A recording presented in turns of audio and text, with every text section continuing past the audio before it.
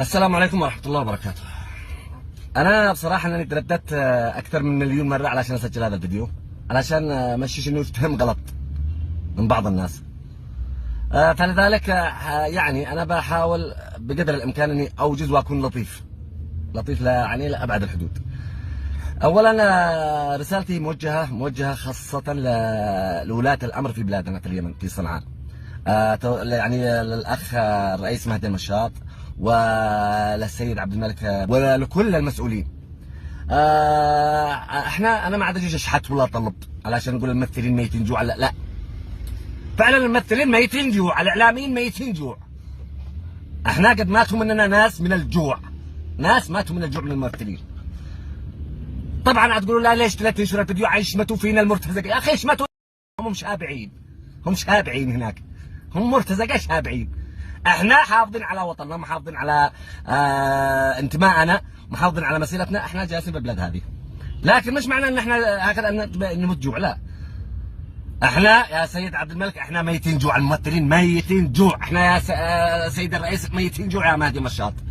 انت قد وجهت، لا انت لا غبار عليك، قد وجهت لجنه رئاسيه اني تشوف حال الممثلين وتشوف حال، بس الخلل من فين؟ ما ادري ناش. الكشوفه قد لها سنه، اكثر من سنه.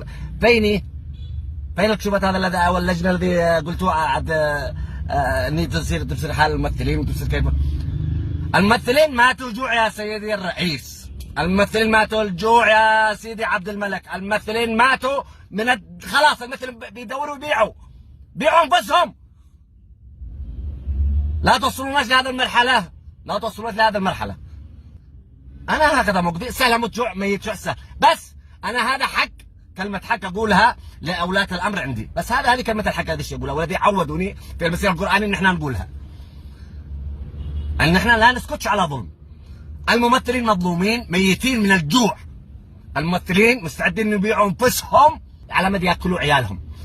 في ناس قد باعوا سيارات، في من الإعلاميين ماتوا أولادهم، في من الإعلاميين ماتوا، في من الناس كلهم، بس ما حد ما عبر لهم. لو في معاهم مستحقات على الأقل شهرية تجيهم انه ما يسالوا. ما الحمد لله ما بنسالش الناس، الحمد لله اللهم لك الحمد، ولا مراعي لحد، احنا مراعي لله سبحانه وتعالى.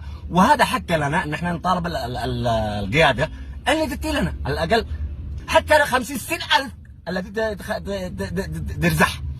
بس انا اسف على الجلابه، هذا هو الذي قلته بس.